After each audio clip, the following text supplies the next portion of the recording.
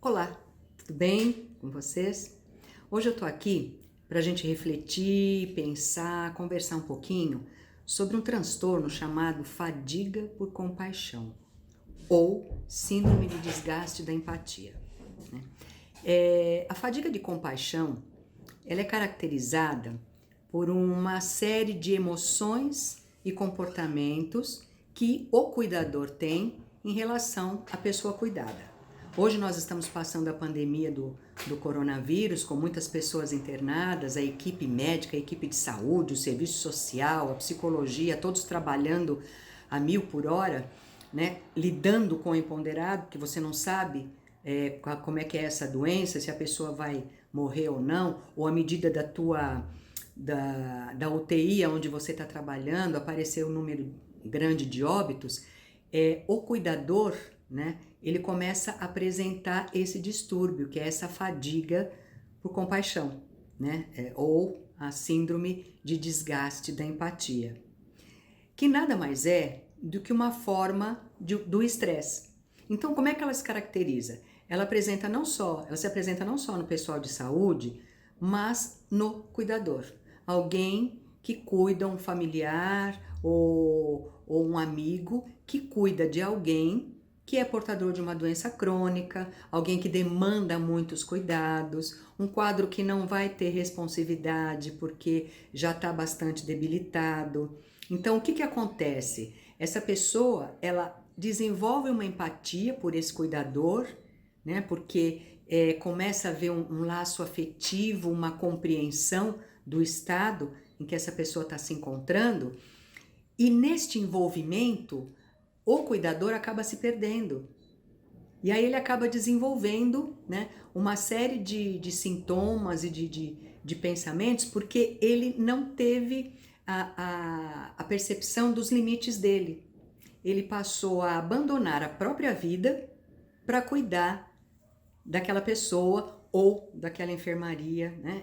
Nessa época agora de corona, eu atendi muitos profissionais da fisioterapia, enfermeiros, né, médicos, psicólogos, que estavam na linha de frente e que estavam o tempo todo, né, lidando com o desconforto, com o medo, com o óbito, com a perda, né? Até que eles acabaram entrando naquela curva do estresse, né, que é você chegar no máximo e aí você entra no estado de exaustão, né? Que é quando eles vêm procurar ajuda. O que é um paradoxo, né, gente? Porque se eu tô falando da fadiga da compaixão, se eu consigo ter a compaixão pelo outro, como é que eu não tenho por mim, né? Se eu consigo cuidar do outro, me envolver com o outro, né? Lutar pelo outro, como é que eu não luto por mim, né? Mas engraçado, isso acontece. A pessoa passa por cima de si e não olha mais ela. Então aí, como todo o estresse, ela vai apresentando sintomas cognitivos, que é perda de memória, dificuldade de atenção, de concentração, né?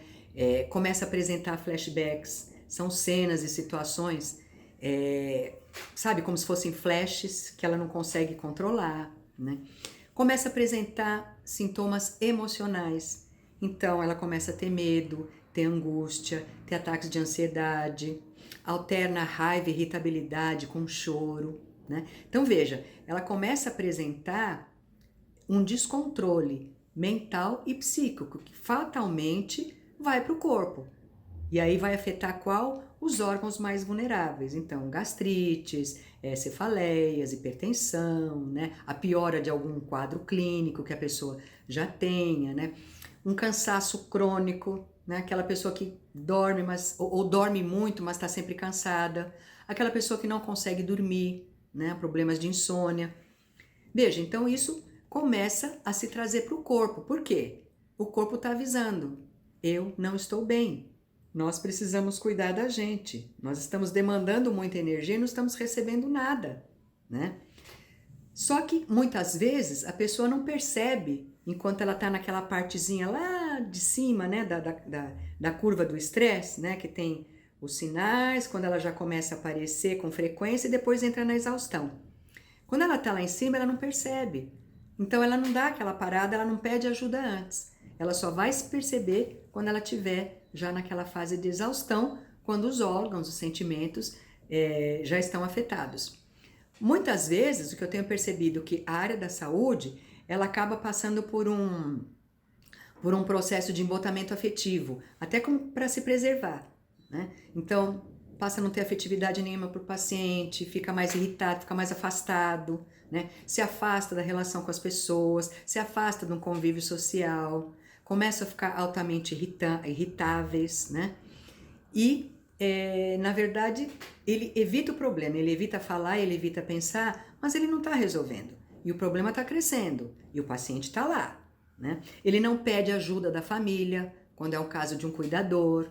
Há um tempo atrás, no ano passado, eu estava atendendo o caso de uma senhora que ela era aposentada, já tinha trabalhado, cuidava das netas de vez em quando e tinha as atividades dela lá na igreja.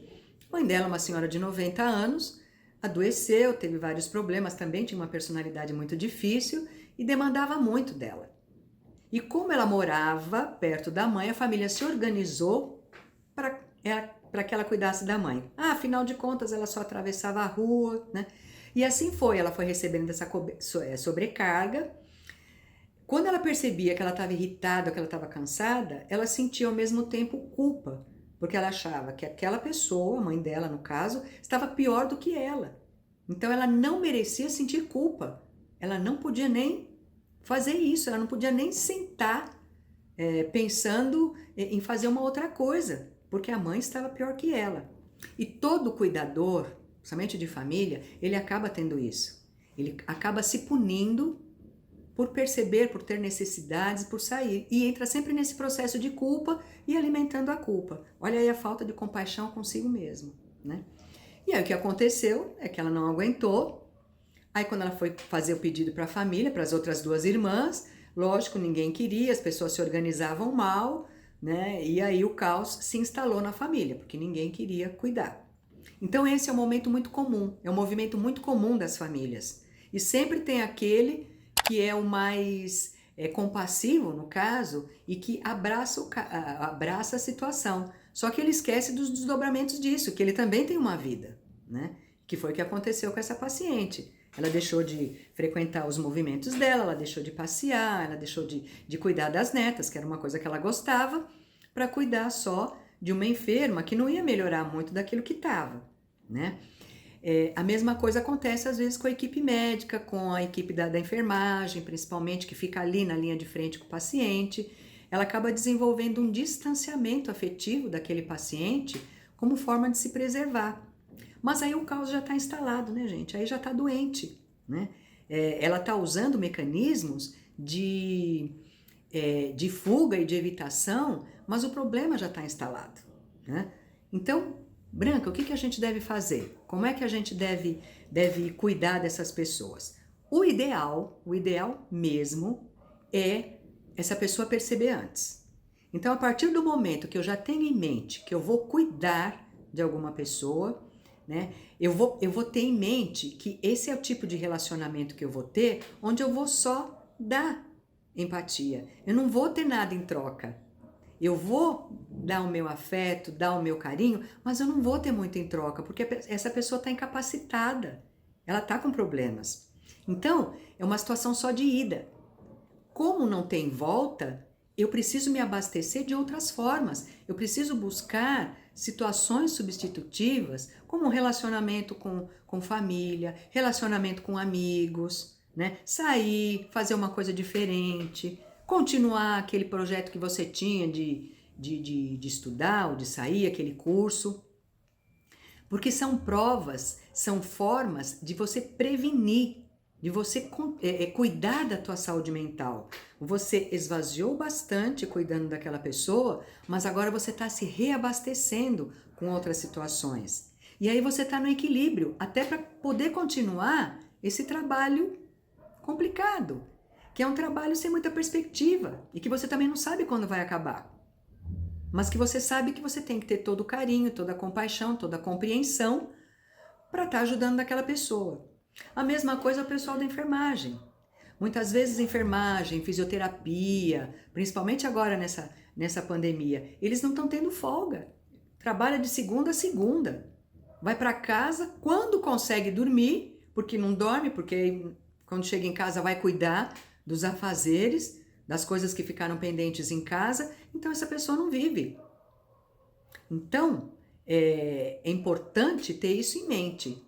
Eu trabalho no hospital, eu estou cuidando de uma pessoa, então eu tenho que cuidar de mim primeiro.